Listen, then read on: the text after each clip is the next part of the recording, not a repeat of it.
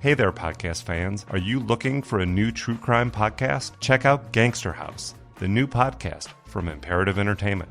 Gangster House has everything: hospital hitmen, FBI informants, a prison escape, a van explosion, and so much more. I'm Jason Hoke, creator of Gangster House and producer of podcast megahits Atlanta Monster, Broken Hearts, and Monster, the Zodiac Killer. Listen to Gangster House right now on your favorite podcast player. TV party tonight! What? TV party tonight! Oh! We got nothing better to do than watch TV and have a couple of brews. Don't want to talk about anything else. We don't want to know. We're dedicated, yes, to our favorite shows! Oh, my circuits! Everybody loves Hypnotoad! Scary Dog! Pearson at Blurnsville! Futurama! Good evening. You are listening to a Radulich and Broadcasting premier podcast, TV Party Tonight. I'm your host, the mandated reporter, Mark Radulich, and frankly, I'm mortified, Mr. Mark Radulich. And tonight, our favorite show is All Elite Wrestling Full Gear.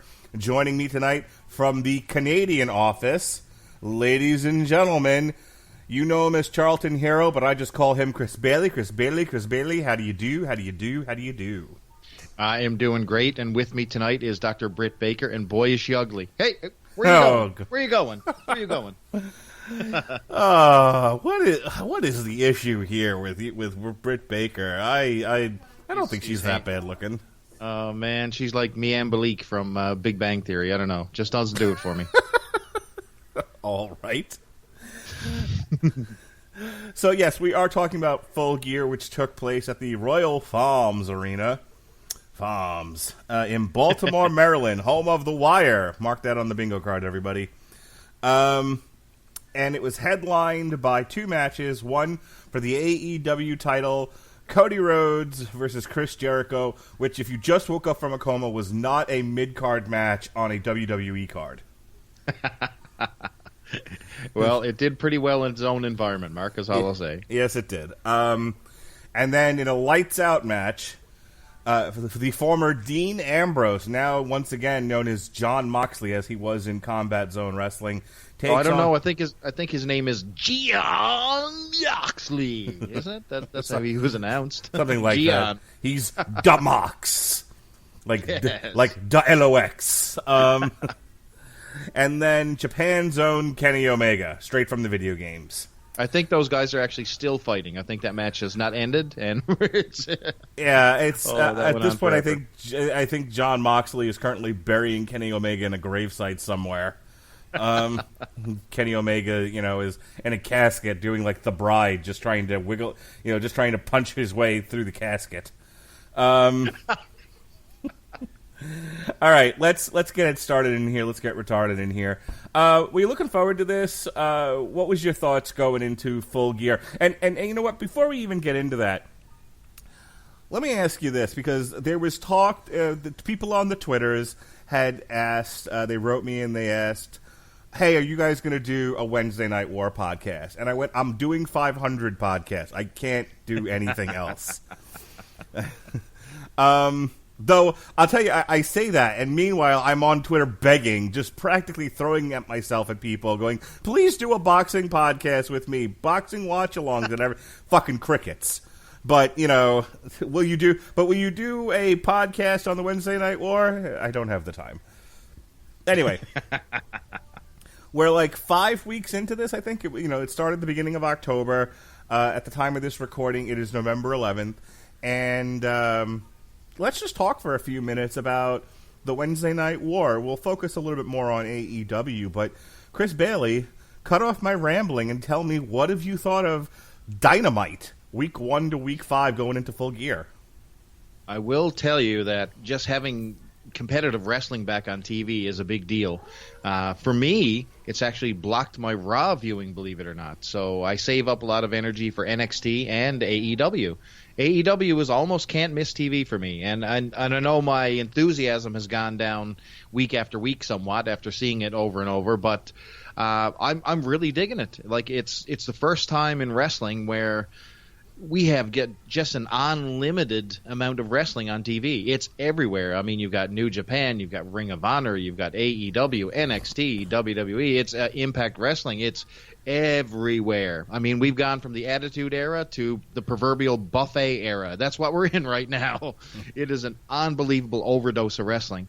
As for AEW and the quality, you know what? I really don't have anything bad to say about it, only that, we kind of got to get past our cast of characters with the Elite and move on to something a little bit better, because it seems that, there's some repetition there that's starting to rear its head. And, the depth of their field is not what NXT has. Now, believe it or not, I know people think that NXT has a limited roster, but they've also got the powerhouse of the WWE.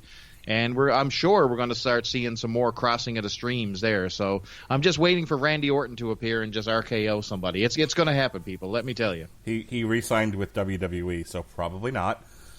Oh no, I'm talking about on NXT. Oh well, sure, yeah. If that's if Randy Orton can come out of his walking coma that he's currently in. Oh boy, is he ever in a walking coma.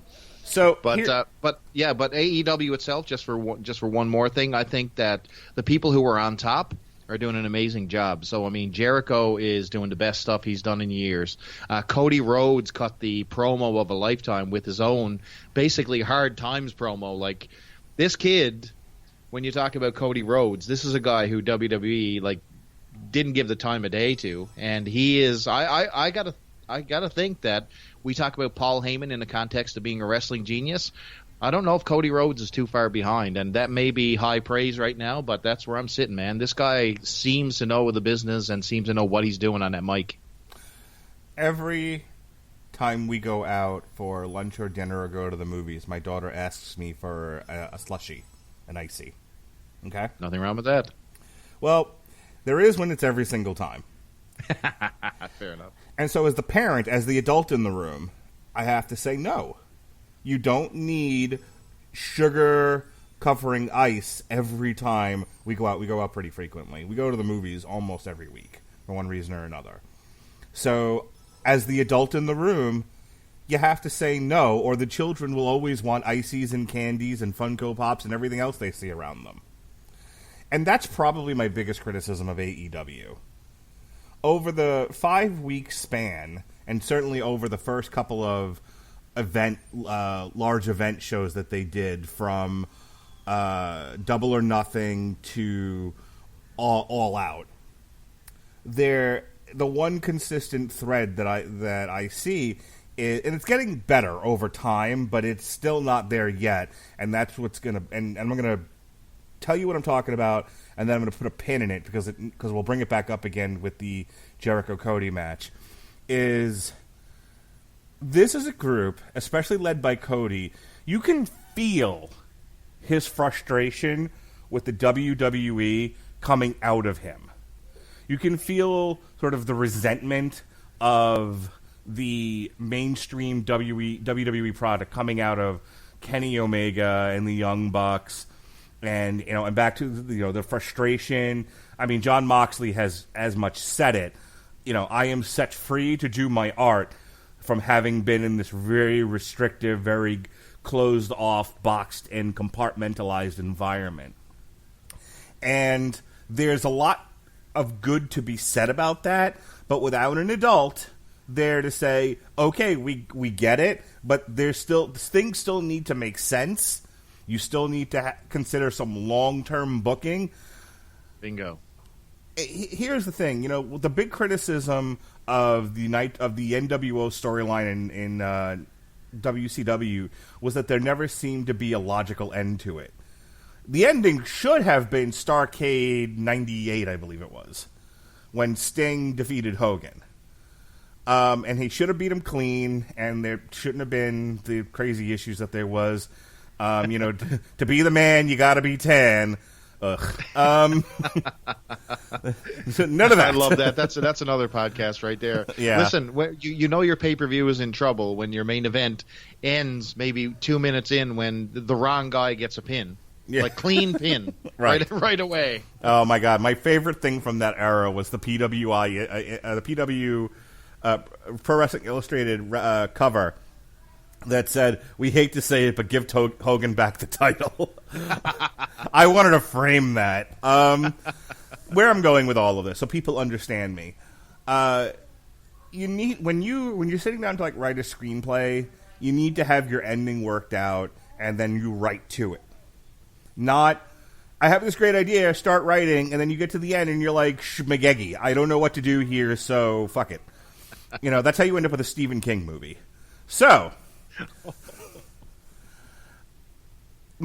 what's happening with AEW is I think you're seeing a lot of art coming out of these guys, a lot of that frustration, and I think they're hot-shotting a lot of things, and they're not really looking at, this is, presumably this product should go on for years.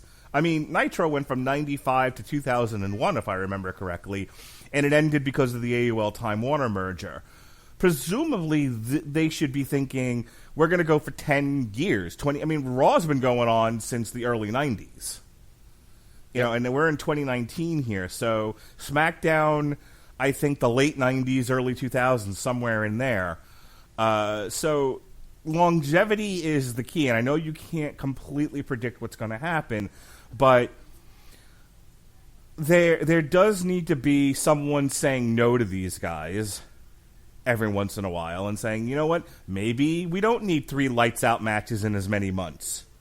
Exactly right. And that goes from the agent work as well. So you're exactly right. You're right on the money. So you take a look at their matches, just their match level itself. There's a reason why WWE limits the amount of moves that wrestlers have. So, right. Every match feels fresh. Right. Not every match should have somebody doing a Canadian Destroyer. Exactly. And when you get, we'll get into this a little bit later. I definitely want to save the first Canadian Destroyer on this card. Actually, the second Canadian Destroyer on this card for the show. But what I will say is that the reason why WWE limits their moves, the moveset, is that there's no repetition throughout the night. Right. AEW has that same bump to the rampway. I'm telling you right now, how many times, and it's almost like you could have a beer drinking game to it. I'm telling you right now, the amount of times that someone does a plancha or a dive to the outside to that rampway, it happens over and over. I counted, I think it was 19 dives to the outside in one show in total. That's way too much, man. It's the same stuff. I put on Twitter, topes, suicide dives to the outside have become the new headlock. Fact. And so that's my point. Now, people may hear... Now, I also got called Jim Cornette. I can see that, Mark. I wrote a criticism about AEW after the Moxley Omega match, which was basically... This is not the actual words that I typed were, my thoughts on this card is they better maintain their college audience because nobody else is going to buy this crap.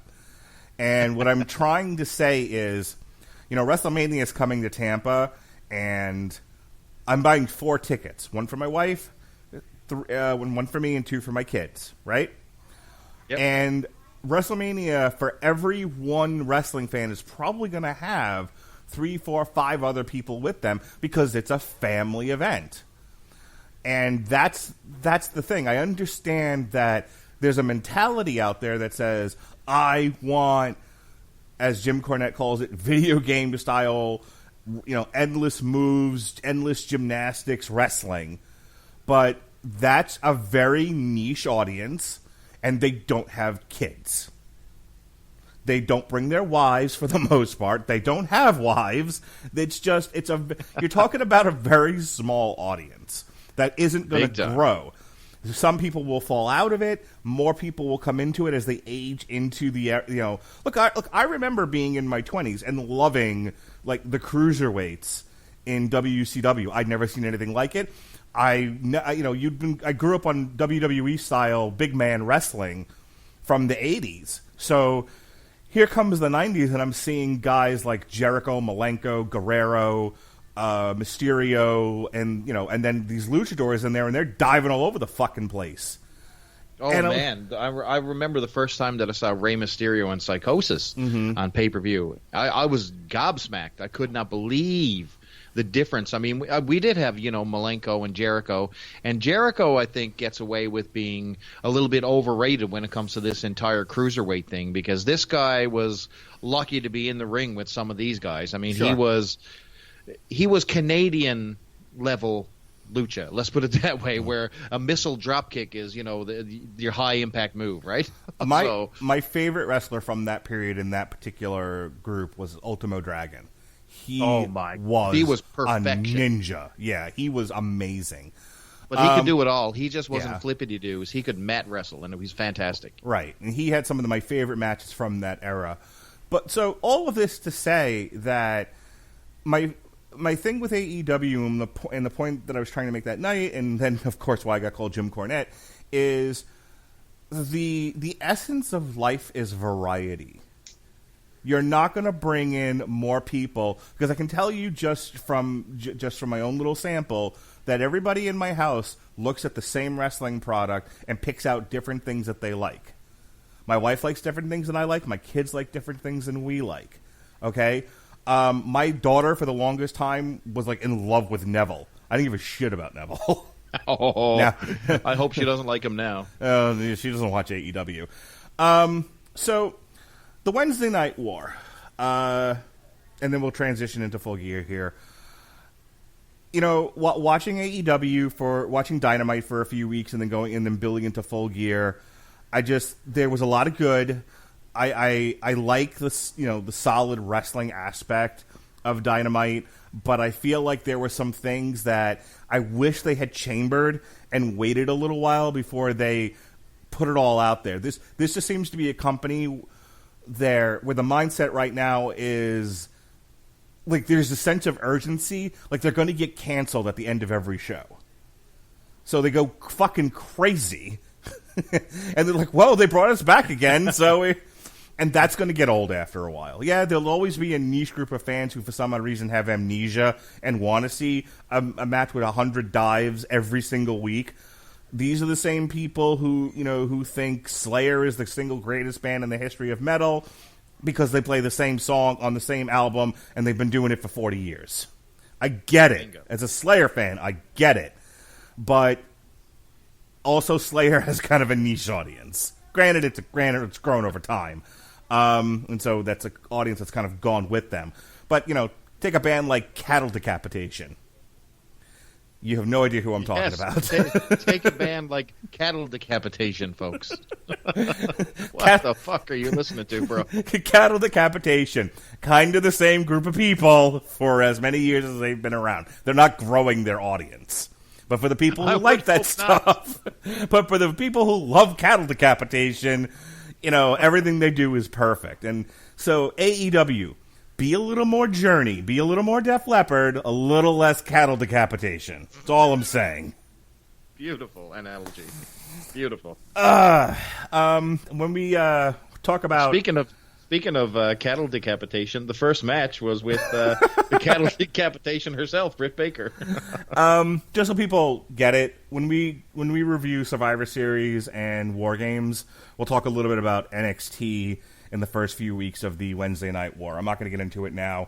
Let's get into Britt Baker, who defeated B. Priestley by submission. You can get in Britt Baker all you like. I'm not having no part of Miambalik. In 11 minutes, 35 seconds. So here's my one issue. They seem to want to push Britt Baker, but it feels like they're a little schizophrenic in how they do it. And the whole reason why the mandible claw worked with Mankind was because he had his fingers covered. He had a guard on them so that you couldn't bite his fingers. Yes. She's just sticking her hand down your throat. Where have those hands been? Yeah. If she's going to do the mandible claw because she's a dentist, I don't know if you know she's a dentist, but she's a dentist. Oh, my God. This is my entire problem with this whole character. Her character is a dentist. Number one, what is the history of wrestling dentist, Mark? Well, she's an actual Dr. dentist. Isaac Yankem. She wasn't the Unabomber 5 weeks ago. Fair enough. But yeah, no, get her a guard for her fingers. She doesn't need to just be sticking bare fingers down anyone's throat. And BIA Priestley, prior to this match, done murdered a woman. I don't know if you saw that. Nope. if you saw that particular GIF on Twitter. Yikes. Oh, man, she's a dropper, that's for sure. Oh, man. I don't know if these are the two people you want on your, last minute sell it to the people pre-show match. I mean, this is one I think if you have it on the show at all, because at least B. Priestley and Britt Baker have a history. They've been going after each other over the last few months when they've been in the same building. So it's fine that they had a match, and it's fine that it was on this show. I just don't think it should have been on the pre-show. I would have put something else there, maybe. Oh, exactly. You're trying to sell this pay-per-view. You're not trying to deter the Chris Baileys of the world to run and flee from their television. And I thought B. Priestley was good, but apparently she has problems with transitions. This was a bit clunky between these two. Like, Britt Baker, I think, would be gangbusters in NXT because they'd slow her down. She'd get taught fundamentals. I think... like when you look at the NXT gals, most of them work pretty flawlessly. Oh, absolutely. They know how to put together matches. There's people working with them, and that's what it's supposed to be. It's supposed to be a training brand. I think Britt Baker has gotten by with a high markability factor. And you're not into her looks, but I don't think she's an unattractive woman. She has a high marketability factor, and I think that's gotten her farther than her ability has. And you have B. Priestley, who apparently has been working indies for a while now, and she's got a look, and she looks like a tough gal, but she's a bit clunky in the ring. And so you have Baker, who's not as sharp as she could be, and Priestley, who's clunky, and now you've got two gals who don't mesh very well. So it's like, this is a great feud, and then the match started. Exactly right. Oh, man. This is so... I don't even know how to describe this. So you got Britt Baker, and I know I'm giving her a hard time with her looks, but I think she's just generic. She's very vanilla. There's nothing about her skill set that does anything, although she managed to have chemistry with Bea Priestley here. So, clearly they've wrestled 100 times before, and they even break out, yes, the first destroyer. Ooh, boy. Priestley comes back and actually gives her one for a near fall, but... this match ends with a tap out to the lockjaw. And and by the way, just for reference, Taz was on commentary, and Britt Baker was it Britt Baker or Bea Priestley who was said to be rolling through the flu? I think it was Baker, wasn't it? Yeah, Baker had the flu. Taz had the line of the night, by the way, where he said, "There's an unwritten rule in the locker room not to hurt one another." I almost turned this off after that. Very good. Are you fucking dumb? What a moron.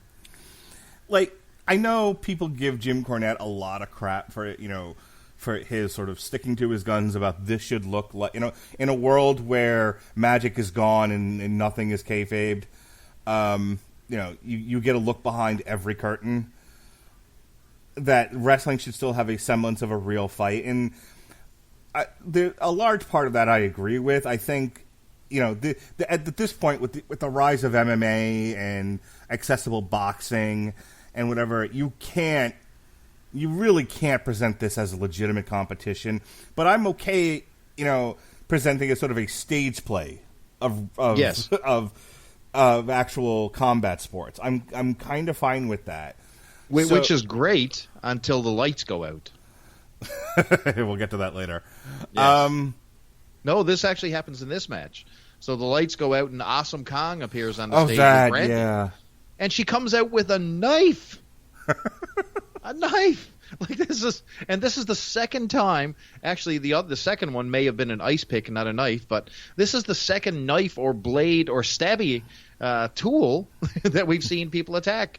So basically what happens, Britt Baker defeats Bea Priestley with the lockjaw, with the submission. The lights go out. Awesome Kong shows up on the ramp, and of course she's with Brandy. And Kong comes down and just delivers just a proverbial ass kicking to Bea Priestley, and cuts her hair with a knife. Then she smells it for an extended period of time, which was creepy in itself, and carries it as a trophy. So I guess she's the Predator now. She's scalping people. Yeah, get it? Yeah. Clever. Yeah, of course.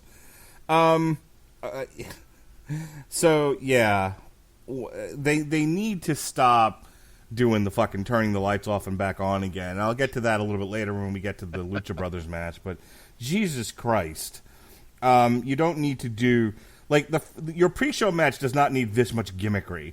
Number one. No. Number two, I don't know why. I don't know why they went after B. Priestley and not the face in the match, fucking Britt Baker, and transition into that. So that was sort of a weird judge. I guess we'll see what happens with it. The jury's still out on that one. Overall, this needed to be about 5 minutes shorter and have less killer moves like the Canadian Destroyer in it. Get out there, do it. This is why I don't think this was the wrong place for that match if that's what you're going to do in it. All right, let's move on to Proud and Powerful, formerly LAX Part 2, versus the Young Bucks. They defeated the Young Bucks in 21 minutes because I don't think the Young Bucks are capable of doing a match in less than 20 minutes. But I have to say, as down as I've been on the Young Bucks and making fun of them and everything, this was the best match I've ever seen the Young Bucks in. What was different about this match than any other Young Bucks match I've ever seen is this one had pure wrestling psychology in it. Yes. There was a story being told. I was interested in that story. I wanted to see how it was going to go. It wasn't just big move, kick out, big move, kick out, big move, kick out, top this, top this, top this, and then, go home at the agreed upon time, which isn't really interesting to me. I don't need to see 100 different moves and then at a pre agreed upon time, we're done. Right. This had a beginning, a middle, and a definitive end to it, and I've actually never seen the Young Bucks wrestle so well. I guess a lot of it had to do with the fact they were in there with two guys that can also work and sell and look great on camera in Santana and Ortiz. So this was probably my favorite match of the night, to be honest with you. And I was shocked it went as early as it did. Wow, wow. I can't believe it. But anyway, Proud and Powerful. Can't stand that name for a tag team. Right out of the gate. Don't like it. I think it means something else. But, I'm not really sure that that's probably the best use of the former LAX. Now, let's get down to what really happened in this match. So at ringside, you have the decrepit, beaten down, worn out, leather-faced Rock and Roll Express. So Ricky and Robert, after getting their ass whipped on Dynamite by LAX, are sitting at ringside. And, of course, right away they start doing, some jaw-jacking with Proud and Powerful. And, you know that they're going to end up in the ring somehow. And, boy, do they ever. And I'll agree with you, Mark. So this match, it's the first time where they actually slowed it down. And you know what? I'm actually thinking that they had the mindset that they were actually going to save some heat for that three-way tag match a little later. So good for them. They slowed it down, and it was a far improvement of a match for the Young Bucks, who are just basically one step away from synchronized ballet. Really. Yeah. I mean, you look at their first few matches, especially with the Lucha Bros. I mean, choreographed is not even a word. It didn't even seem like a match. I mean, it was spots. It was a series of moves, but there was zero psychology. This was stiff. This was hard running. I mean, LAX is a different breed of animal anyway. They're extremely stiff. Their moves are excellent. And Young Bucks actually played off them, and they slowed it down a little bit and made a much better match. And then came to Rock and Roll Express. Oh, boy. Oh, God. One of my kids was in the room with me when this happened, and they were awake for the first hour of this, and I think one of them actually asked me, they're like, who's the 100-year-old guys? Well, every single one of the tag teams went back in the day always had a Marty Jannetty, and it was very clear that Robert Gibson still is to this day the Marty Jannetty of the Rock and Roll Express, but he looks like a fossil ready to die. Ricky Morton on the other hand hasn't tuned into that this is 2019, because I still think he thinks he's back in 1984 with women's underwear being tossed at him, but Ricky Morton actually hit a friggin' Canadian Destroyer in this match. At this point, the move is utterly useless. I mean, I think it was Jake the Snake Roberts who talked about the DDT is dead. Like, everyone kicks out of it now. Everyone does it. Like, a DDT is worthless. Well, someone really should do some art that shows, like, a graveyard, and on all the tombstones, it's like the DDT, the Canadian Destroyer. They're fucking dead. I don't know they're dead. I don't know what you can do in wrestling anymore because they've killed so many moves. And at this point, between Adam Cole, baby, boom, by the way, Adam Cole, baby, and everybody, and 900 other people doing Canadian Destroyers, I'm about sick of that move, and it needs to stop. Oh, listen, there's two moves that I think need to go away in 2019 wrestling. The Canadian Destroyer, and I can't even say it without swearing, the goddamn Sling Blade. I hate it. Yeah. So those are the two moves that I can't stand. Neither one of them are Impact. Actually, the Canadian Destroyer, you're actually flipping on your own head, Mark. You're throwing yourself into the move. That's basically what's happening. Yeah. It is, yeah. So the other guy literally like rolls over your back, and you do the move yourself. So Ricky Morton's actually not doing the move. I think it was Santana, Santana did the move on himself. What's hilarious to me is that in the mid-'90s, if anyone else did a super kick besides Shawn Michaels would have stabbed you. Well, speaking of stabbing, there was a lot of knives going around, but I didn't see anybody stabbed in AEW because they ripped each other off blindly. Yeah, nobody seems to care about that stuff, and it's like, okay, again, you build up to your main event. If you're doing a main event style match in every match, it's just exhausting. Ugh. Again, be more Journey, break it up, do a ballad, play some hits, play some lesser known stuff. End your night with, More Than a Feeling is fucking a different band. Any Way You Want It. Okay? And that's the one you play at the end. Any way you want it, that's the way you need it. And everyone sings along and goes home happy. You don't start with Any Way You Want It. Because then where do you go? People listening to this podcast going, who the fuck is Journey and what the hell is he talking about? Okay? This card the way AEW does things is a lot of cattle decapitation. The same song over and over and over.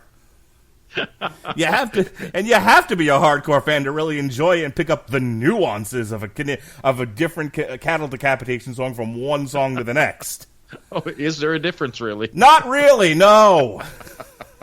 I'll take your word for it. No, I need you to listen to Cattle Decapitation now. Oh, man. There's something wrong with you. I saw them in concert. I saw them with Goat Whore, as a matter of fact.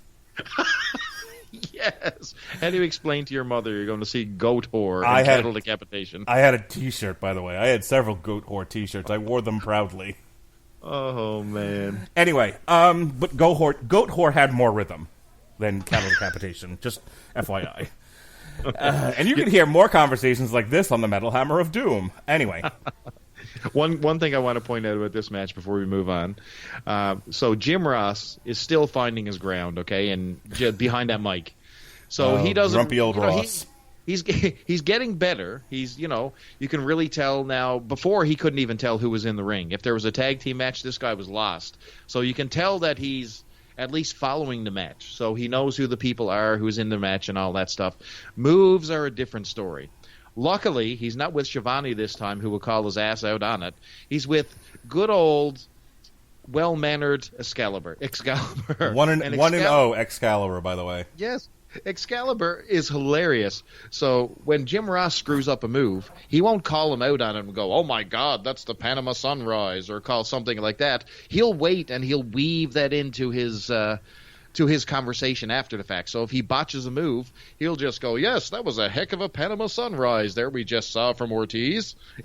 like he's not sledgehammering Jim Ross over the head with his inadequacies, but he's filling in the gaps for people who know the difference. Let's put it that way. In a nice way where Jim Ross is not going to be angry at being shown up by Excalibur, but he may be the most pleasant man on commentary I've ever seen, this Excalibur. So good job, brother. All right, so now we're going to get to the middle of this show. All right, this was really like bookended by some pretty solid wrestling, but the middle kind of does like a reverse bell curve. And it starts with Adam Page versus Pac, and then it kind of goes down, down, down. We start to come back up a bit, but who cares?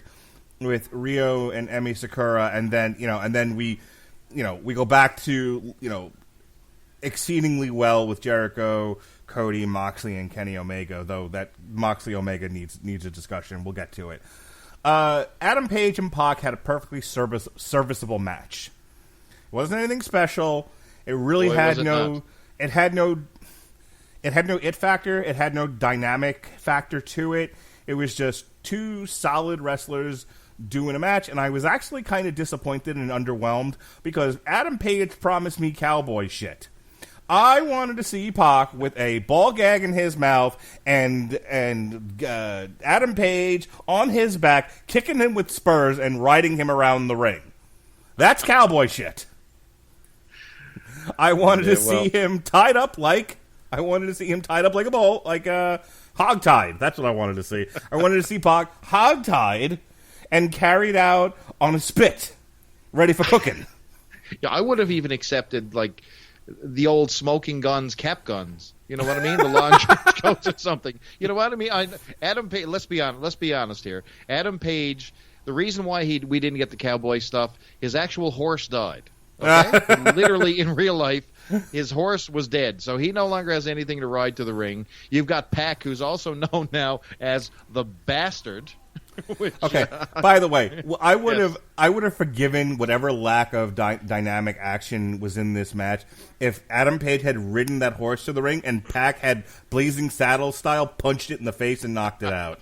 Oh yes, he would have been a bastard then. Yeah, I agree. That would have been the seller of this match. Yes, but you were right, man. This is very generic, middle of the road. Once again, Hangman Page. You could see the deflation in the crowd too. Like Sure. The air was out of the room. I mean, and I know Pac is one of these guys who. Now, was it Pac or Pac? I want to say it's Pac. Pac. Okay. Yeah. So Pac is one of these supposedly beloved internet darlings. Yet when he gets in the ring with AEW, it's just like the room gets deflated. I know he's got a lot of special moves, but when you consider the other talent that's in AEW, and he's very basic. He literally he's like Chris Jericho hiding out in WCW, wrestling young talent and getting over, wrestling Juventud Guerrera. And even though the only move you've got in your arsenal is a missile dropkick, you look good because the other guy's flippity-doing all around you, right? Right. He didn't have this. Hangman Adam Page is not the flippity-do guy, even though he hits that stupid rolling clothesline off the ropes. What's it called again? What's the rolling clothesline called? Hangman clothesline or something like that. I don't know. It's stupid. But anyway, like you said, the air was out of the room. Pac actually lost this one. Fair and square, but that's about all I can say about it. Yep, this was 18 minutes and 30 seconds, and it was probably about 8 minutes and 30 seconds too long for where it was on the card and what they gave us. In all honesty, if Hangman Page was going to do a promo, it was like, I'm going to beat Pac, I'm going to do some cowboy shit, then this should have ended with him beating Pac, throwing a noose around his neck, and dragging him to the backstage for whatever cowboy shit was going to happen we couldn't show on TV. Instead, it was just two guys having a match. And in the immortal words of whoever was that said it to Steve Austin, he's told the story before, the guy that used to manage Jack Swagger. I want to say Uncle Zeb, but what his real name? Whatever. Said, what's so stunning about Steve Austin? What makes Adam Page Dutch Mantel? Dutch Mantel. Yeah, Dutch Mantel. What makes Adam Page a cowboy? Because so far, he's village people. He's village people cowboy. You're just wearing exactly fucking chaps, buddy, and you call yourself the Hangman. But honestly, you could have called yourself Ham Sandwich, and it wouldn't have made a difference. Yep. Billy Gunn works there. Like, lend him the long white trench coat and the cap guns, Billy. Come on. Give him something cowboyish. Chase people with a branding iron. Come on, Pac, I'll brand you and see Pac squeal all the way to the back. It'd be hilarious. I think the good guy thing just doesn't work for Hangman. I just think he's miscast in this role. I think when he was Bullet Club, it worked a lot better, and it's just... Mm-hmm. The face thing just doesn't work with him, man. Yeah, Adam Page is the only one still in AEW who I think needs to go to NXT and kind of learn how to be a big time, prime time cable performer, because he's not. Because I understand that in his mind, when he had the opportunity to go to either WWE or follow the Cody train wherever it may lead, and it led to this, it was like, well, I could be, I could. I don't know if anyone really values the training you get through NXT. I think they see the opportunity for big paychecks and and stability, but I don't think anyone sees the real value of what you're going to get out of NXT along the way. And I don't know for sure, but that just seems to be the feeling that I get. And I feel like Adam Page is one of these young guys, who thinks he knows everything. And he was like, well, let me see where this Cody train's going, because I don't want to have to play in the WWE system. He's another one. I want to be an artist. Okay, well, you're fucking boring. It's your problem.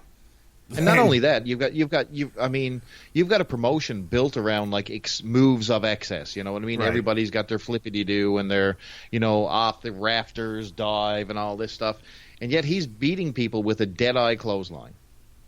I mean, it's old school. It's Stan Hansen. He can't hit it properly. I mean, the only time that he really hits it properly is when he's got someone who could sell the shit out of it. Well, here's the other problem. Stan Hansen was also 7 feet tall and made of dried beef.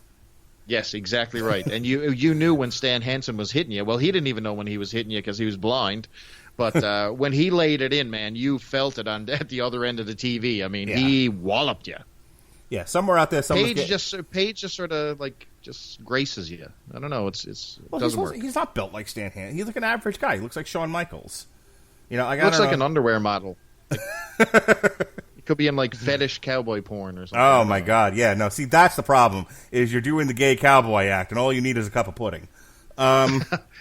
Well, that might be his angle. Maybe he got to be the gay cowboy. Maybe that'll be his lot in life. And I don't. Not that I have anything wrong with that, but if you're going to be a gay cowboy, you need to be eating pudding. Next match. This should have been on the pre-show. This is the one. Or it should have been on Dynamite or Dark, or just not where I could see it. It just makes me feel like I'm in an armory somewhere. This was Shawn Spears, No More Garbage Wrestling, the chairman. Shawn, I need that T-shirt, by the way. Oh, I need the No More Garbage Wrestling T-shirt. It's awesome. Shawn Spears with Tully Blanchard defeated Jelly Nutella in 11 minutes and 45 seconds. Joey Janela, as I learned more about him, is a self-trained backyard guy who only works in garbage wrestling. Yes. How did this even get 11 minutes? And how did this get on the main card? Yeah, go ahead. Well, see, Shawn Spears, Cody's buddy in real life, trying to push this guy to the moon. I will say they've done a lot more than WWE ever did with Shawn Spears. I don't like his name. I love his alliance with Tully Blanchard. I really think that is helping his thing. But he's in there with Mr. Jelly Donut himself, who looks like an insult to indie wrestlers. This guy. So Shawn Spears, they're just messing up because if his whole thing is No More Garbage Wrestling, and he's targeting guys like Jimmy Havoc and Joey Janela and what's his nuts? Half makeup on the face there. Darby Allin. Yeah, if he's targeting guys like that, and maybe he's opening it up a little bit to the more high flyer type, luchador types, and he's just whacking everybody with the chair. I'm the chairman, and you garbage wrestlers are going to get one cracked over the head. I love that, but then do that. Commit to it. Send Joey Janela out there, and Joey Janela goes for a crisp tie-up, pushes Shawn Spears out of the ring. Shawn Spears says, you know what? Fuck this noise. Grabs a chair, cracks Joey Janela in the head with it. Your winner by disqualification, Joey Janela. And Shawn Spears just looks into the camera, says, no more garbage wrestlers, and spits and leaves. Perfect.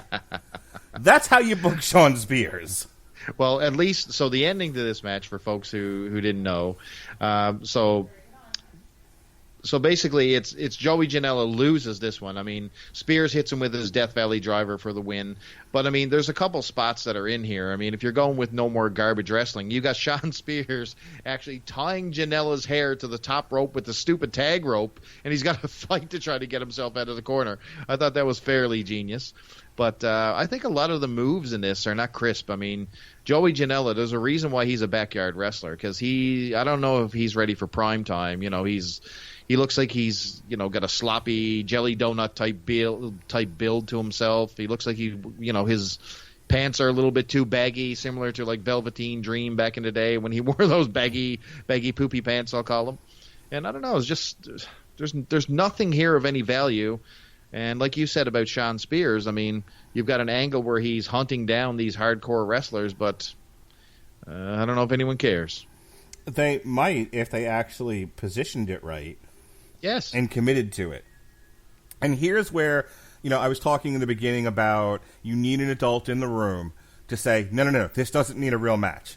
We're going to package it like a match, but it's really just an angle to get Shawn Spears over as this no more garbage wrestling chairman guy. This is the opportunity. Remember back in ECW when they used to do, they'd start with a match. It could be, Guido from the FBI taking on Danny Doring. And all of a sudden, there's 6 or 7 wrestlers later, and all of a sudden you got like a triple threat match going on, right. Or you have 6 or 7 wrestlers in a scramble. You know what I mean? I used to call that the ECW opening medley. Yes, which is great, which always got the crowd hot, and that's all this needed to be. I mean, this didn't need to be a match. I agree 100%. No, and it was the wrong place on it. This needed to be on the pre-show. You open it up, like I said, maybe give him a few minutes, let Joey Janela seemingly have Shawn Spears on his heels, let Shawn Spears lose his temper, crack Joey Janela, lay him out with a chair, have Tully Blanchard, I don't know, pour beer on him or something, and then that's it. Walk away and carry Joey Janela out on the stretcher. And then I think you start to have the makings of something. And then people are like, gee, and then have Shawn Spears come out later in the middle of the pay-per-view and be like, I'm coming at, or do a backstage thing. Nobody has to always come out to the ring. But do a backstage thing where somebody catches up with Shawn Spears and they're like, what is your problem? Why did you attack Joey Janela of all people? And he's like, I hate jelly on my set. No, I hate fat, out of shape wrestlers. No, I hate hardcore backyard guys. These guys, and sort of go, Joey, Janela, Havoc, Darby Allin. I hate these guys. They're shit. They're bringing down the product, and I'm gonna take them out. And then now you start to generate some interest, because right now there's none. And whatever they were trying to 100%. Go for with this, they utterly just whiffed. Ugh. Moving on. Worst match on the card. SoCal Absolutely. Uncensored. This is, I don't know if you know this or not. Hey, Melissa, did you know that was the worst town SoCal Uncensored had ever been to? Really? Yes. You don't say. I do say, and so do they. Hey, Melissa. Your tag team champions in the worst town they've ever been to. Frankie Kazarian and Scorpio Sky. Scorpio Sky being Chris Bailey's favorite wrestler. Oh, yes. Defeated the Lucha Brothers and Private Pate, Isaiah Cassidy and Mark Quinn. This was a 3-way dance for the AEW Tag Team Championships in 13 minutes. This was good. This was good. I talked about the bell curve. This one, this one kind of goes up a little bit before it kind of goes back down, and then we're back up again for the rest of the pay-per-view. Really good 3-way match. I enjoy. There was a lot of athleticism here, a lot of stuff you've seen before, but at least there's so much happening and so frenetic that it keeps you interested. And what I liked about this was that it was shorter than the average match of this type. This only went about 13 minutes. Maybe it could have, it could have been a little bit shorter. Could maybe knock off those last 3 minutes, make it an even 10. But I'm not gonna cry about it. 10 to 13 minutes was about right for this match, I think. Oh, absolutely. And the real problem came at the end, where the lights went out again. And I put this on Twitter. I said, in the immortal words of the great Brian Last, is the lighting guy in on it? Why does the lights keep going out? Why couldn't... Look, I'm okay with... by the way, this would only be the second time somebody dressed up as Pentagon with this company. The first time it was Fat Pentagon. Yes, the first time was Fat Pentagon, who turned out to be Fat Jericho. I mentioned he's fat. And then, and this time, you had Pentagon Light, who showed up in the ring, and of course they do the mirror thing, and it's like, for a company that's sort of stressing the sport over drama aspect of professional wrestling, and then you see stuff like this. This is where I get like, come on. This is where an adult need to be like, no. Don't be stupid. This isn't necessary. Just have... I honestly don't understand why they didn't have Christopher Daniels come out sooner.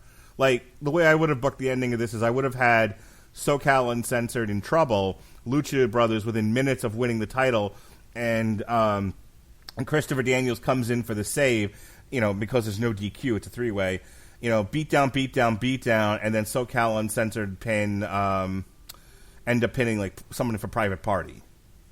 Right. Other than what they did do, which is they turned the fucking lights out again, because apparently the lighting guy is a secret member of SoCal Uncensored. And they do the mirror, and Christopher Daniels shows up dressed as Pentagon. They do the mirror thing, and oh my god, it's Christopher Daniels. Whatever. Oh man, that's funny. Well, this match in particular, like I gotta say, so the participants alone, so Scorpio Sky, they're clearly building him for things outside of SCU later on. I mean, just the way that he's being put over, not only in these matches but through the commentary. I mean, they're boosting this guy way above the other two, which is sort of strange. You got Lucha Brothers, who of course are just a dynamic team, and doesn't matter who you stick in the ring with them, it's going to be a great match. And Private Party, who sort of came out of nowhere. If you want to talk something, a product of the the Wednesday Night Wars, Private Party is probably one of the biggest success stories. Isaiah Cassidy and Mark Quinn are just, I mean, they came out of nowhere, and I think they got instant credibility with the AEW crowd. So, you got three teams who are on the top of their game here. And of course, SCU wins. They actually beat, who did they beat? Cassidy, I think, wasn't it? From Private Party? I think they beat. Do you remember? No. I think so. Well, anyway, I think that's who they won. Anyway, so the lights goes out. Chris Daniels shows up.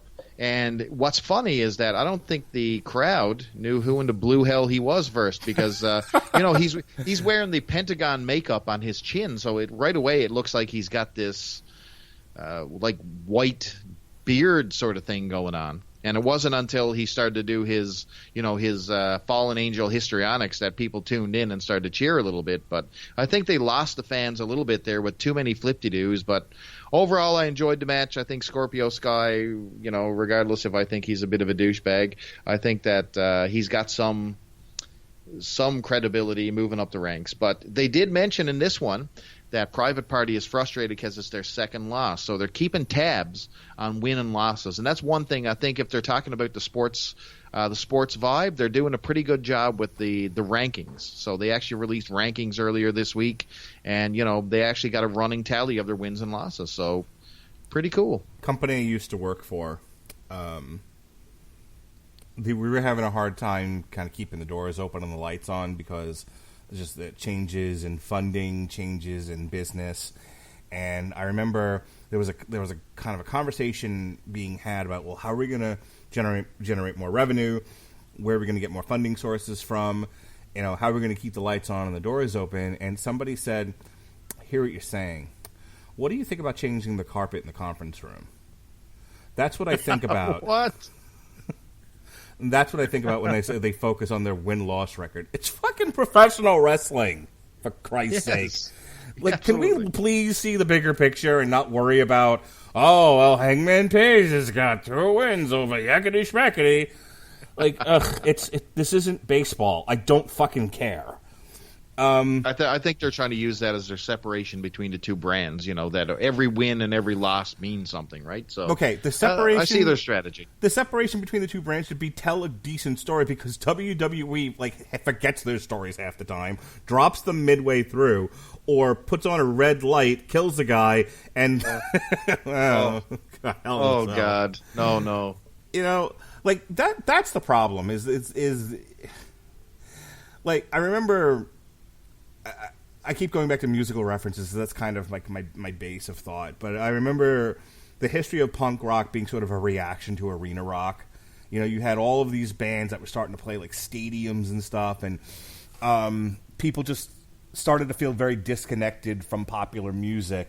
There was a sort of movement happening, and then out of this sort of frustration and disconnection comes punk rock, which is very raw, and they're being played in, like, you know, basements and small clubs and bars and stuff like that. And it's raw and it's guttural, you know, and people feel emotion and connection to it, as opposed to the big arena rock that was happening where people felt disconnected and far away.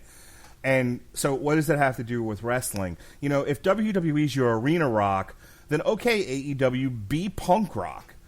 But absolutely. But be punk rock that focuses on doing the things that WWE does wrong. It isn't the win-loss record that's the issue with the WWE. It's that they don't put anybody over. WWE has long since done away with stars. The star is the brand. You got it. It's the WWE's booking philosophy is that, you know, someone has to get the win back. So it's, you know, even Steven booking where nobody gets over. Right. You can't, you know, nobody has like a streak built in. Nobody gets hot. Everybody is held down. And it's just this vanilla, straightforward, boring way of booking where you can't get excited because there's nobody who's pushed to the moon. You need somebody with a rocket strapped on their back for people to get behind. In a way, the WWE has become the Harlem Globetrotters. Nobody goes to see the Harlem Globetrotters beat the Generals. You fucking know that's going to happen. The only one that didn't know what was going to happen was Homer Simpson. Bingo. Everybody else knows you're going to watch basketball theatrics when you see the Harlem Globetrotters. And that's kind of where WWE has slipped into, where they've become the circus, the ice capades, the Harlem Globetrotters. This isn't about competition anymore. This is about putting on a show for the masses, you know, for giant stadium-filled Saudi audiences. And if you're trying to be the opposite of that, then you need to be the one telling compelling stories. You need to be Joker to WWE's Justice League. Ooh, good analogy, sir. Yes, I agree 100%. That is, I mean, WWE has herself in such a pattern, and I think this is where NXT has risen. You know what I mean? This is, you know, they've created a brand that's different within in-house, and you don't even realize it, that the difference between NXT and WWE is that NXT follows a pattern where you're allowed to get people over. Right. You know, people, you know, if somebody gets a rocket strapped to their back and they become champion, then they lose. You know what I mean? It's not one of these, well, they lost 50 times heading into a title match. It doesn't make any sense. So I think this is where this win-loss philosophy for AEW will eventually pay off. But like you said now, a win-loss is not going to put asses in the seats. You know what I mean? Right. It's not going to drive a pay-per-view buy. I think it's just one element in many that's going to make a difference over time. Yeah, I mean, and look, I know for some people they're like, wow, they spent a lot of time on the win-loss record. Who gives a shit? Well, that's exactly kind of my point. Is I feel like, and this, I'm going to keep threading the same beat here into my commentary on this because I really think it's important. If anyone takes away anything from, you can listen to a million podcasts, but I want you to take away this from this one. There's a lack of adult supervision in a singular vision, saying this is okay, this is bad. I don't know if you know the story behind Damon Wayans and Spike Lee and Bamboozled, but Damon Wayans wanted to do his performance a certain way, and Spike Lee was like, "No, Damon, you're doing it this way." You have to have a strong leader, a strong director, not ruled by committee because everyone's friends and nobody wants to step on anyone's toes. You know, and everyone wants to do art, and it becomes very unfocused. And so there's nobody kind of saying, like, hey, the win-loss thing is fine, it makes us different, but it's a stupid thing to focus on. Yes. We're telling stories exactly. here, we're not baseball. It's going to limit them at some point. Right. You know what I mean? It's going to become a hindrance that they're not going to be able to follow through on and become a problem because you're going to have people who they want to give a world title, you know, world championship to or a shot to, who suddenly get popular and all of a sudden they've got, you know, 15 losses. You know, then they're going to have to bend their own rule and put them in a title match. You know what I mean? You know, a couple of weeks back, maybe a couple of months ago, when they when the WWE was in sort of a ratings free fall, and they'd done a draft, because I think they've done 12 of them this year, but one of the drafts they did. They did the draft, and then the ratings were still in free fall, and they were like, oh, well, and then I think some of the executives were like, why don't we have this person? They're popular. Bring them on. So they came up with the wild card rule, where people could just show up as story and need necessitated, without having to, come up with cockamamie reasons and whatnot. And the whole thing was cockamamie. And I'm just counting down the days to where the win-loss records actually paints them into a corner, and now they have to come up with cockamamie wild card things. It will absolutely happen. There's just no way out of it. And somebody out there is going, well, football has a wild card thing. Somebody who has less than a stellar record in a football season somehow wins a wild card match and gets into the playoffs or whatever. Yeah, well, go watch fucking football. Shut your mouth. And that's great for football. It doesn't work nearly as well in dramatic storytelling. Nay. Jason's coming at you with a machete and he's chopping up campers, and wild card, here comes fucking Leatherface. Wait, what? Yep. All right. Riho defeated Pornhub drop down under Asians. Riho, your women's champion, defeated Emi Sakurai, her teacher, her master, her sensei, in 13 minutes 20 seconds. I know Riho's over, and I don't want to. Is she? Yeah, is she over? From what I've with heard, Kenny Omega, maybe. Okay, leave Kenny Omega's fetishes out of this. From what I've heard from other people in other podcasts who have also been to these things live, people cheer Riho when she comes out, and I think it's because the last two generations of Americans just have a fucking anime fetish, and she looks like she popped out of Sailor Moon. Whatever. I'm not really into Riho. I thought she was a poor choice for the champion to start off with. I don't know why they didn't put it on like Kong or Nyla Rose or Britt Baker, but that's just me. I really don't know why they didn't put it on Nyla Rose. Poor gal. But she had a match. I was barely paying attention here. From what I understand, they told a decent story with these two. It was the master and the apprentice. Hey, for the kind of people that like this sort of thing, this is the kind of thing that those people like, as Jim Cornette would say. To me, I say, meh. Yep, that's exactly right. What's funny, and anyone who knows me, I'm from Canada, Newfoundland, and her opponent here, Riho's opponent, I can't pronounce her name properly. Emi? Is that how you pronounce it? Sakura? Emi Sakura? Yeah, Emi Sakura. Sakura? Okay. She's basically wearing the Newfoundland flag. I kid you not. She is actually wearing it. Go ahead and Google Newfoundland Canada flag. This is what Emi Sakura is wearing. I kid you not. One of them dresses the Newfoundland flag. The other one still dresses like a child bride.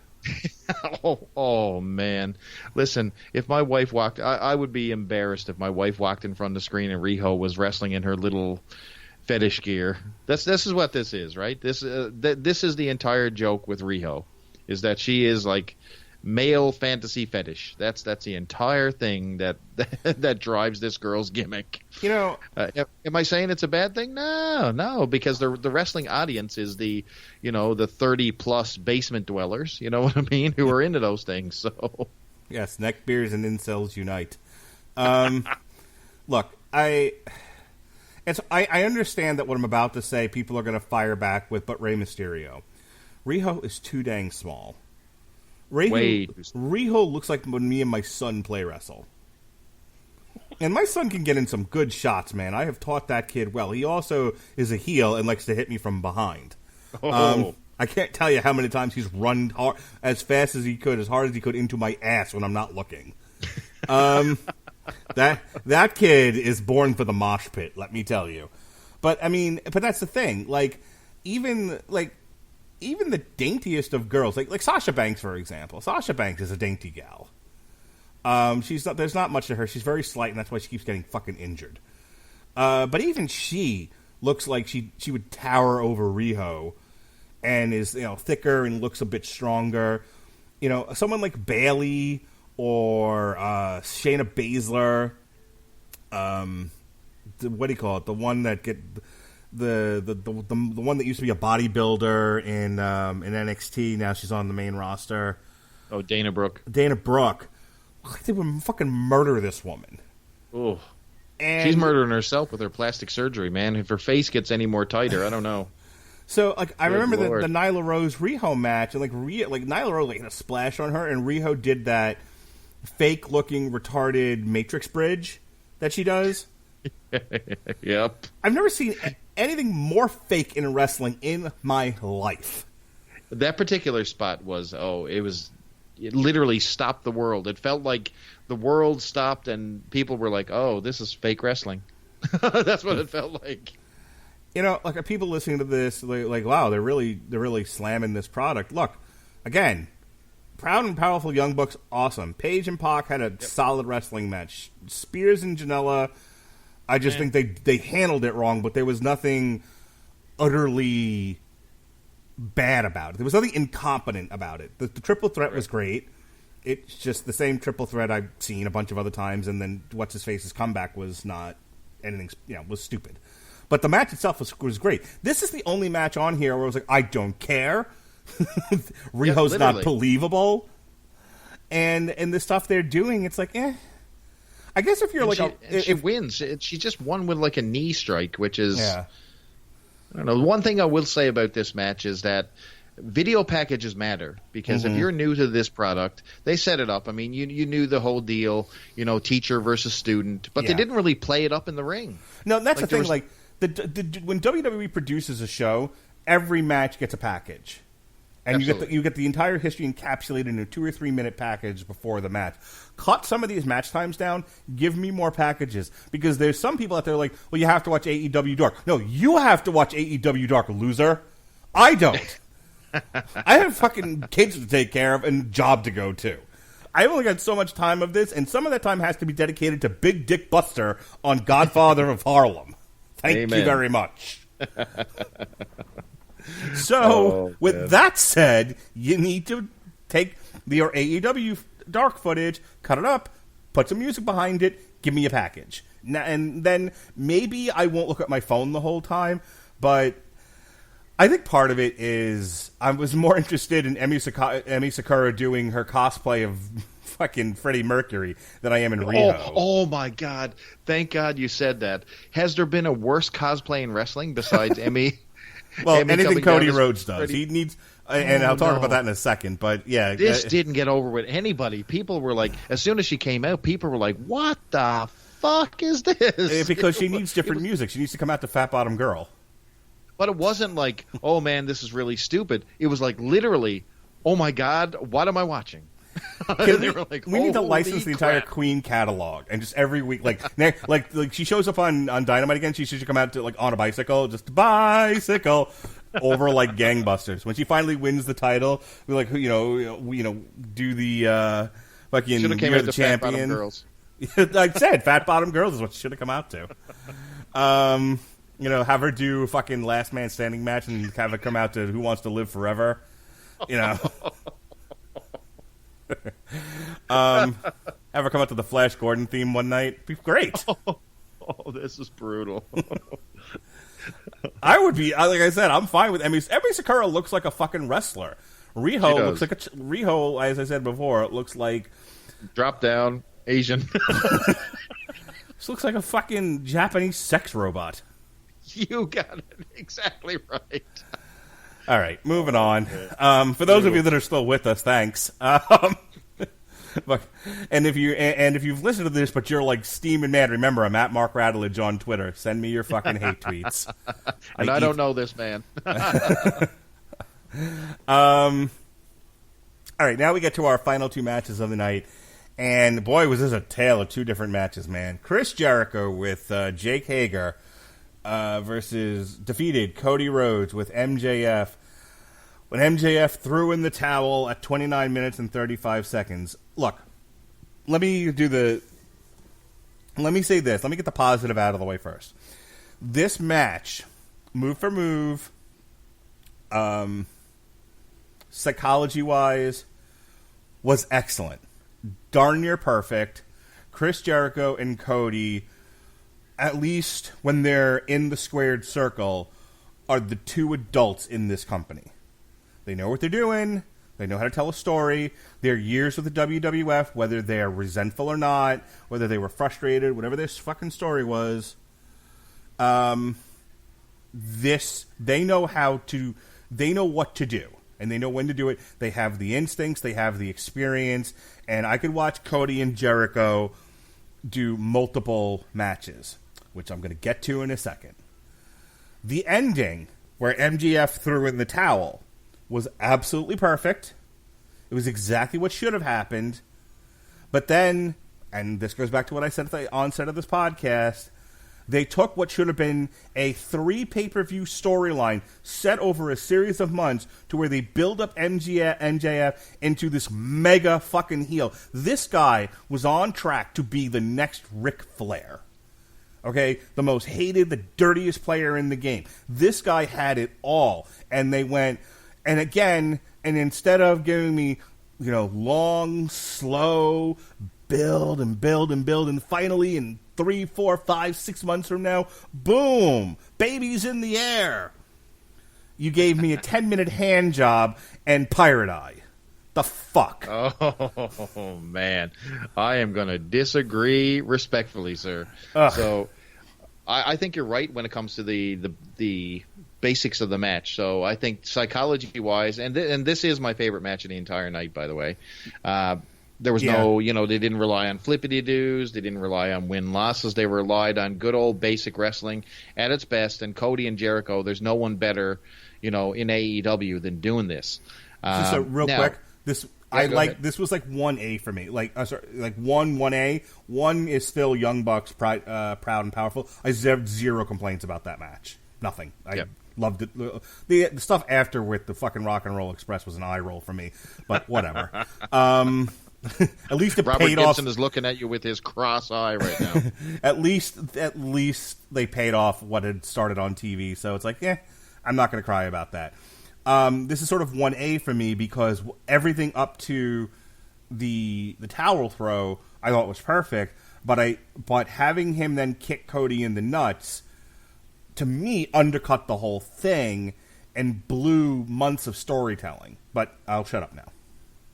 Yeah, and so we talked about, basically the match ends. Jericho has Cody in the Lion Tamer, listen to me, the walls. I was going old school there. And he's got to put on really crazy. So he's down on one knee. He's really got him stretched out. MJF throws in the towel pretty quick. The fans are pissed off and all that stuff. I thought this was great. So MJF has an out here when it comes to it. So he didn't toss in the towel when Cody had the advantage, which is normally what you'd see in a screw job finish. He threw it in just as Cody was probably about to lose. So, he can actually say and have, a excuse or an out when it comes to this whole heel turn. So, he thought he did the right thing for his friend. His friend was disrespectful to him after because he didn't believe in why he did it, and he kicked him in the pills. So that's basically what happened. He, when Cody finally gets up and realizes that, MJF threw in the towel, he sort of gives him the stink eye, and then he comes around, and MJF has none of it, and he gives him a kick right in the pills and drops him. Then he walks out, and as he's going up the ramp, I don't know if you caught this, but a fan just tossed a beer on his ass. That was perfect. We learned later on that this was a plant, of course, but it reminded me of the old NWO days when, Hogan and Nash and Hall would be in there and they'd be just dodging bullets left and right with, beers and popcorn and garbage being thrown all over the place. And I think if you're doing a heel, that's exactly what you want to see. Sure. Someone getting nailed with some beer, right? So then you had Jericho doing the whole celebration with the inner circle, which is good because you always get the vibe. It always goes back to the circle. And he even broke out his little bit of, little bit of the bubbly. You know what I mean? So that was kind of cool, too. I thought from top to bottom, this was my favorite match on the entire card. Great psychology. They gave MJF an out, even though he's decidedly turned heel. And the other thing is, and I know you say there's no payoff here. They should have slowed it down. But, and I know fans out there who are dead, staunch AEW fans will say, well, it was all on the internet. It was all on YouTube, and they've been teasing it for, 9 months now. But normal people, don't really get to see that build. Yes, it existed, but hey, maybe you should have shown more of it on the actual television to actually put it over. That's what I'll say would be the downfall of this heel turn. All right, you've already heard this, but for the people at home, here's what should have happened. You throw in the towel, Cody gets pissy with MJF, MJF throws himself on his tender mercies, cutscene. Just Cody stomps off to the back. Absolutely. And between now and the next... Okay, well, actually, before all that ever happened, Cody should have never have made the stipulation, if I lose, that I'm never competing for the title again. This match didn't need that. And this is what I mean by there's no vision or leadership back there. People... This is youth and short-sightedness that I think is sort of guiding this company, and it's frustrating. I'm not going to refer to myself as a master storyteller here, but I feel like I have a pretty good handle on what works in terms of narrative and what doesn't. So bear with me. And if you disagree, that's fine. You wouldn't be the first, you won't be the last. But I do feel like they George Lucas this instead of giving us a strong beginning, a solid middle, and a definitive end. So here's what should have happened. Going into this, it's just a match. Just a match. Cody had a couple wins on his hands. He goes with Chris Jericho. This part of this is driven by revenge against all the shit the Inner Circle did between the beginning of Dynamite and now. And MJF throws a towel in. You know, now Cody can say, I didn't quit. MJF threw the towel in. And they can have this conversation about, you know, MJF's like, but you were going to die in there. Your head was bleeding buckets and blah, blah, yakety schmackety. Yep. And this time Cody's like, all right, well, we're not going to go through that again. So this time, last man standing at the next pay-per-view. Okay? And you build to that. And, you know, and the whole time MJF is like, man, I'm here for you. I'm in your corner. And Cody's like, you know what? Maybe give me some space. And and there's that conflict going on. You have more Inner Circle elite stuff happening between now and then, and you get to the last man standing match, and you have another situation where MJF fucks Cody out of the win, but it's not clear if it was purposeful or not. It's still like hazy. Hazy. Yeah, there's a shadow of doubt. Right. And now Cody's like, what the fuck, man? 2 matches? 2 matches, 2 times you interfered and I lost the match. This time, you're out of there, bud. I'm not coming to ringside with you. I'm not bringing the dog. I'm not bringing Brandy. I'm not bringing Dallas Paige. I'm not bringing anybody. We're doing this shit in a cage. You can either win by pinfall or by escaping the cage. Okay? Right, but that's when you bang out the stipulation.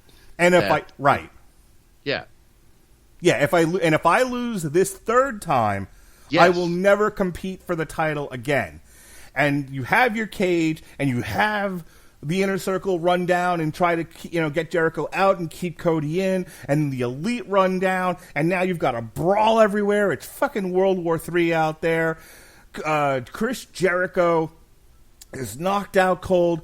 Cody goes for the door, outruns MJF. Everybody else is dead. It's Jamestown the morning after.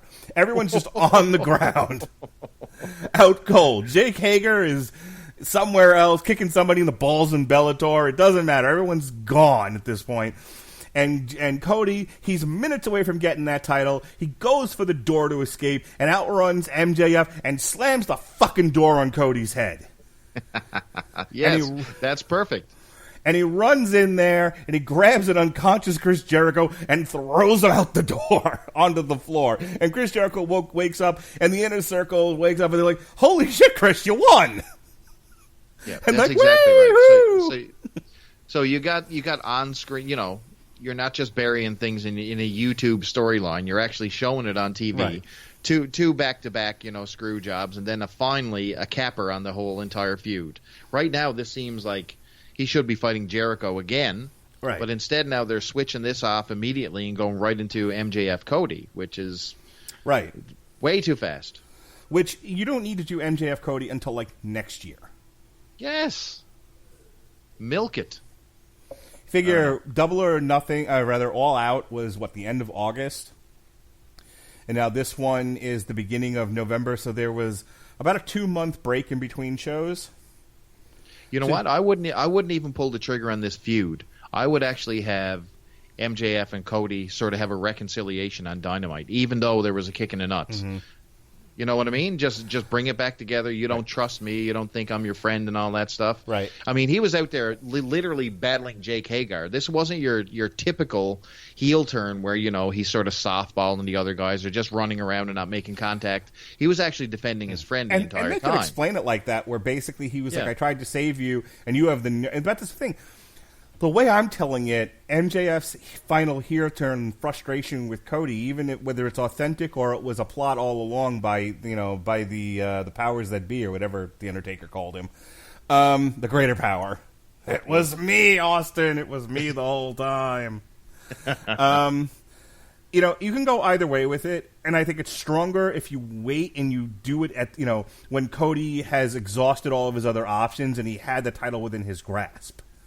It's a stronger heel turn, and it makes MJF the most hated guy in the company, as opposed to the way they did it, to where, on Dynamite, he can be like, well, I tried to save you, and what thanks do I get? I wish I were dead, boo-hoo-hoo. And they're like, oh, let's kiss and make up. Yeah. And then they drag this out even further. It's like, that's not great storytelling. That's not as compelling to me, at least. That's with the gas pedal on, and you've already moved on, and you've left money on the table big time. Yeah, this isn't as smooth a ride as I would like it to be. So that's it. I mean, that's my only complaint about this. Let me say something. I thought he fucking gigged himself on purpose, and I'm like, wow, bud, you're taking some chances gigging yourself in the eye like that. Man, Yikes. That was a massive gig. I'm telling you right now.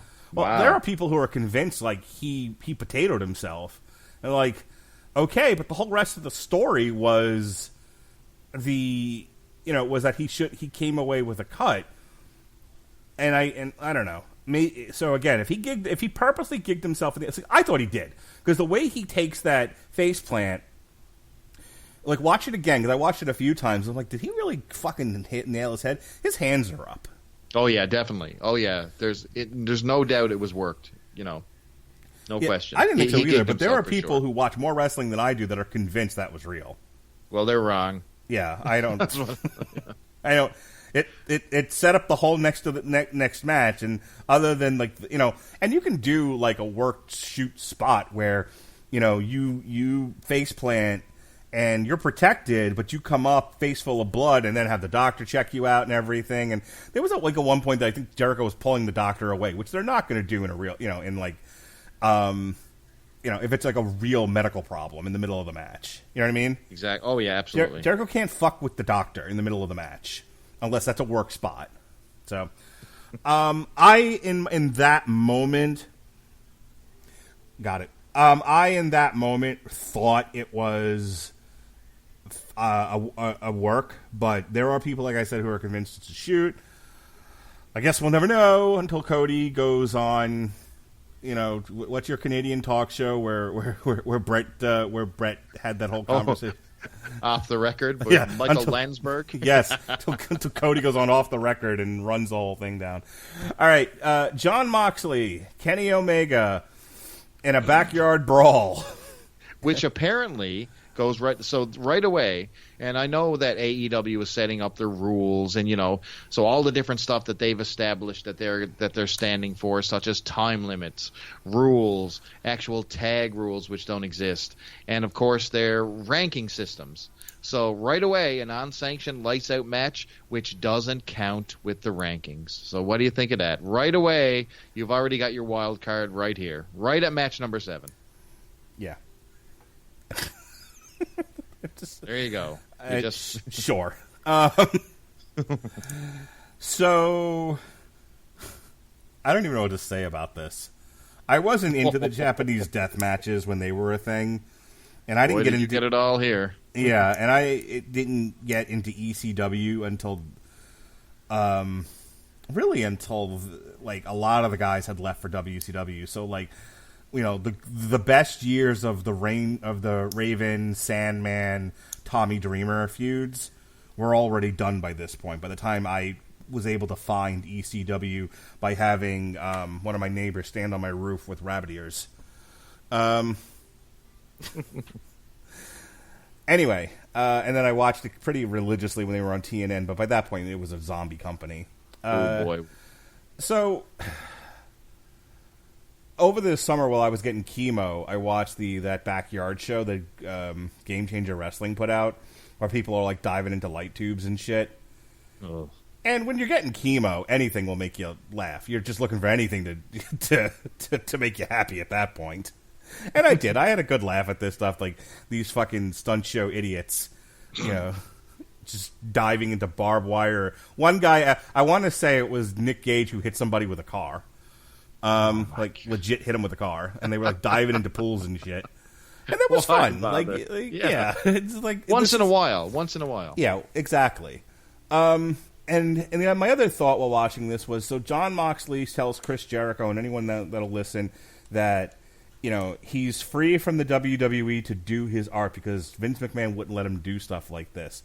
I'm like, oh my God. If this is the shit that makes you happy, sure.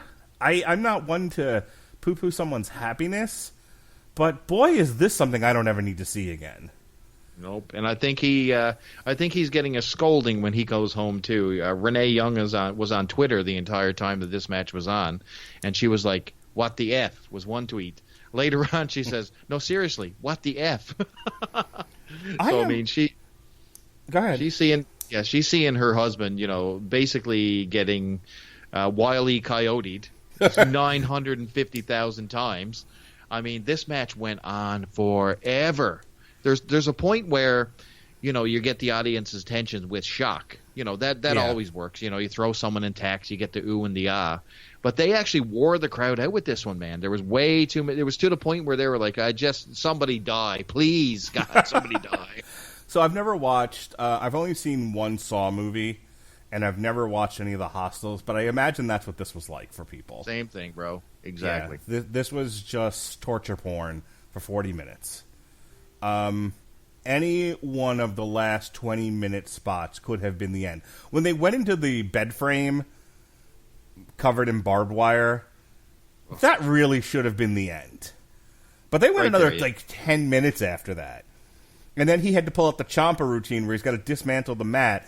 And even then, they did 3 spots on the wood, and it was the third one that finally put Kenny Omega away. Yeah. I put this out on Twitter, and some people responded to it, both positively and negatively. But I feel like in a world filled with MMA and easily accessible combat sports, this looked less real than Avengers Endgame, which featured monsters from outer space. Like, I'm more willing to believe aliens land. By the way, who also came from, back in time, and land on Earth and have a giant battle in upstate New York than I do anything that happened here with and this is going to sound weird, but there wasn't enough blood. Exactly. Like, even when you're dragging, so there's a couple of spots here. So you got the large barbed wire bed. You've got the, dragging someone through the glass, which is the first time I really ever saw that spot, but I thought it was gruesome. Yeah. It appeared that there were some cuts on the back, but they either they seemed to really heal really fast, or, they had some gimmickry going on there. But you're right. This was not a bloodbath, and if there was any time to have a bloodbath, this was it. Yeah. Like, these two should have, for what they did, like, I'm not saying I want a match full of blood. I really don't. I don't, it's, a little, you gig yourself to get some color, fine, I get it. But I don't need, like, Dustin Rhodes fucking buckets of blood everywhere. Again, if you watch enough boxing, you watch enough MMA, it's so funny, but watching the Rocky movies with my 5-year-old, and Rocky at the end of Rocky 2 looks like his face got legit hit with a fucking mallet. Oh, yeah, absolutely. Yeah. You know, I've watched a lot of 12-round fights recently. Nobody looks like that. If somebody is still standing and looking like the end of Rocky II, that ref clearly does not have a good indication of when to stop a fight. That ref was smoking opium, is what happened. Oh, boy. So I guess that's my thing, is if you like the monster truck rally, you know, and I was thinking about this before the show, so this is kind of going to be my last comment on this, and then we're going to wrap. I'm going to give you the last word, and then we'll wrap up. This, to me, was a monster truck show. And if you've ever been to a monster truck show, when you first get there and the first couple of trucks come out, it's fun. They're colorful. You know, it's loud. It's like a rock show. You know, and what they do is there's a track. And they all go around the track, and there's a couple of ramps, and there's a half pipe that they do, and they do flips and stuff, and then they like gymnastics. They fucking rate it. And whoever has the highest rating at the end of that circuit wins and goes into the next round. After about the third or fourth truck, you're like, at this point, I just want to see fucking crashes and fires. You've now seen everything these trucks are capable of. And that's kind of this match for me in a nutshell. After about 20 minutes of this, I was like, at this point, like you said, I just want to see him die. Yeah, it's just too much. It's too much. You know, I either end the match or Daffy Duck blow yourself up. At this point, John Moxley's ring gear needs to be a devil costume. Oh, John Moxley. I just don't know. So there needed to be an adult that said, this day doesn't need to be 40 minutes. B, pick any 10 spots you guys are going to do, because one of those is your finish, and you're not doing the other 9. Get the fuck out of here. And just as an aside, I did, again, Japanese deathmatch stuff, kept wondering when piranhas and weed whackers were going to play into it. Literally. That was a thing. That happened. Oh, absolutely. It certainly was. It certainly was. And I was all about that, man, when I was growing up. I'm telling you, when I got a VHS bootleg copy of that Japanese death match with Cactus Jack, I mean, I must have watched that a million times between myself and my friends. And we dug it. We were all about the light bulbs, and we were all about the tacks. And, man, I don't care if I ever see another hardcore match after this. This was so long. It took the crowd out. Yeah, you know what? These guys put themselves through a lot of, pretty stupid stuff. But it got to the point where it's not organic. So, like you said, it just takes you out of the moment. You're like, okay, so he's going under. He's waiting for him to, to pour some glass here, and then he's going to drag him through. Just a lot of stuff. And especially the bed of barbed wire. So you had the Young Bucks came out and looked like they were acting all commissionary, we got to stop this match, and they were disgusted. No, sir, they bring out the bed of barbed wire, and those two meatballs fall in it. But you know what was weird about the barbed wire bed? It didn't seem to stick to them. And I think that's because what Terry Funk and Sabu had. These are gimmick barbed wire, that's why. A lot of the stuff is gimmick. Yeah. I don't think that's real glass either. I'm pretty sure that's sugar No, glass. Because real glass cuts you.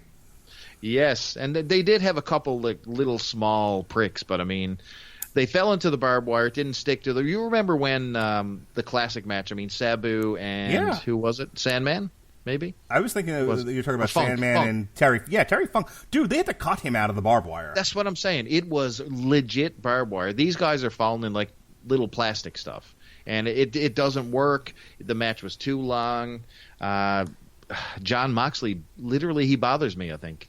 And Kenny Omega, what were you doing? What are you doing in this match?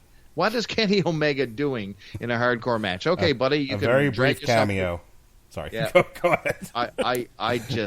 I never want to see this again. I don't want to see Jimmy Havoc come out with his staple gun. I just don't want to see any more of this trash for another year. Simple. Yeah. This is when I said I will never bring my kids to one of these pay-per-views. Like, if Dynamite ever comes to Tampa, I think you're pretty safe there because they're not doing this shit. Oh, yeah.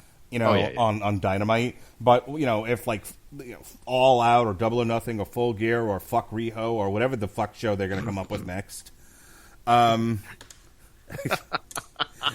would be an awesome one. The buy rate will be through the roof with the 35-year-old plus basement dwellers. Live at the Budokan. Fuck Riho. Sorry. Yeah, I'm not bringing my kids to that. My wife wouldn't want to go see that. That's what I mean. Like, and I hate this phrase, and I'm very much like against it. But this is like incels and neckbeards championship wrestling. I'm not bringing my kids to this. I'm not spending money on this. Well, it's so bad that I would rather watch The Fiend in the red light. Well, no, don't go that far. Whoa. Oh, no. It's that bad. I'll take Braun Strowman versus your future world heavyweight champion, Tyson Fury. Oh, I bought his... Someone might hear you. Shut up. I bought his shirt. I bought his shirt. I will be wearing it to WrestleMania in Tampa. Oh, you're an asshole. Yes, I am. Overall, look, Radulich and Broadcasting Network, we give it to you raw and wriggly. This was the best show they've done. It wasn't perfect. And I'm not going to tell you it's perfect, and I'm not going to sell you a line of bullshit, regardless of what you think, at Mark Radulich on Twitter. So for me, it's a solid B. Yep. Me too. It was definitely a thumbs-up show for me. Definitely in the B range. They really got to figure out the middle of the card, because they got too much of the same stuff that goes on, in different matches. They've got characters right now that need something, anything. Like you've got Pac and you've got Hangman Adam Page. I mean, they literally have no reason or purpose to be in the company. Why are they feuding? Nobody cares. You know what I mean? You've got Riho, who just get the belt off that girl. It's The fetish porn thing got to go away. If you're having a serious women's division, put it on Britt Baker like you want to anyway, and just get that done. Let's be quite honest. Here's a thought. Put it on, you know what? Either put it on Brandy or Kong or Nyla Rose. Yeah, there you go. Exactly. Exactly. I don't, yeah, actually, that would not be a bad idea. I would, at this point, put it on Brandy. Because if you've got Kong out there as a heater, give Brandy a couple of minutes. Make her be like a Ric Flair chicken shit heel type, where a hip toss and a headlock, and this is too much for me. Then Kong kills you, and then she, when the ref's not looking, and then Brandy puts a foot on you. Hey, and let her win a bunch of matches that way, and then get a couple of these other gals. Allie, I haven't seen fucking Allie since I don't know when. I don't know. Like since the Battle Royal, I don't see. I guess we got to wait till the Battle Royal to see the roster. I guess I don't know, But yeah, overall, you know what? A solid show. I mean, I really don't have anything. I mean, I know we criticize the living hell out of this thing, but I don't think it's a terrible show. They've got definitely a lot of missteps that they got to correct course on to fix this product, because they got some things that long term is going to damage them. Look, there are, last word on this, there are 1,000 other podcasts talking about AEW. 999 of them are going to focus on how great the wrestling is. You don't need that from Chris Bailey and Mark Radulich. What you need to hear is storytelling.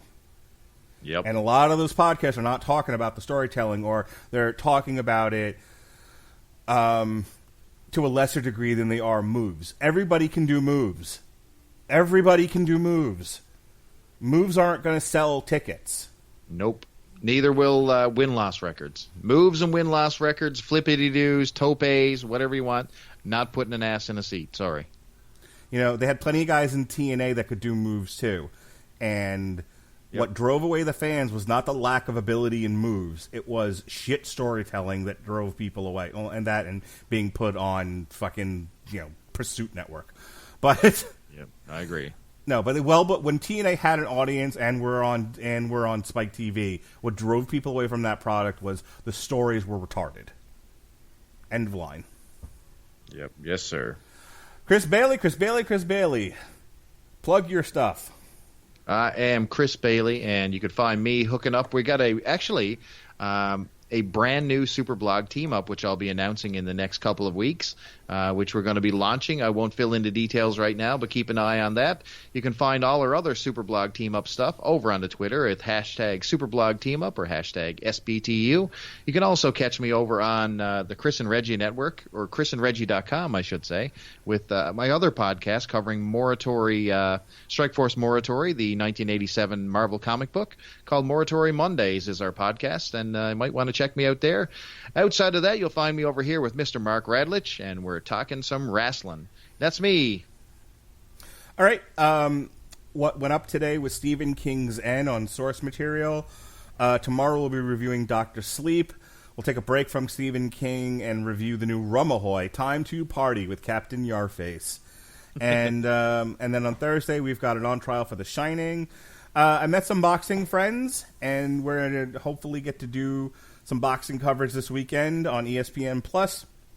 Lee McGregor versus Ukasha Farouk over in Scotland. Hopefully that all works out, and we'll be able to show you that.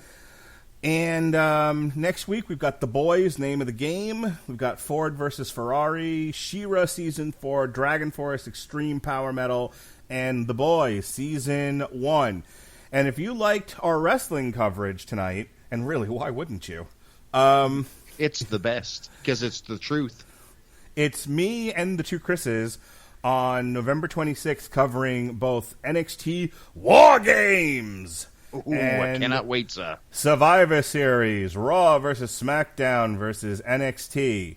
And just penciled in, we've got some more wrestling coverage for you in December. We'll be reviewing WWE TLC on December 18th. So check all of that out, plus all the other great shows here on the Radulich Broadcasting Network. Chris, always a pleasure, always a lot of fun. Sorry for keeping you as long as I did. Oh, no, my brother. I enjoyed it every single time, sir. Thank you for having me. Thank you, sir. All right.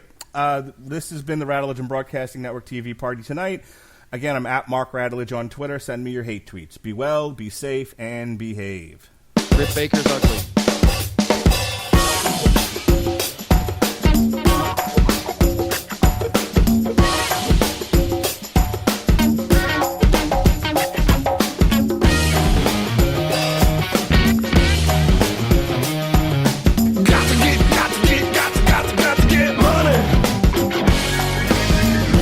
Holiday tips and fun facts from Paul, Kristen, and Dexter at Total Wine & More. My friends still rave about the Prosecco I brought last year. Let me help make your Friendsgiving unforgettable. Bordeaux is one of the world's most popular red blends, made from Cabernet, Cab Franc, and Merlot. It also makes the perfect gift for your picky boss. Having turkey and all the fixings? I suggest an easy-drinking Pinot Noir. For white drinkers, try an unoaked Chardonnay. Whether you're entertaining or just bringing the wine, we'd love to share our always low prices and ridiculous selection with you this holiday. Now offering same-day delivery at TotalWine.com. Cheers!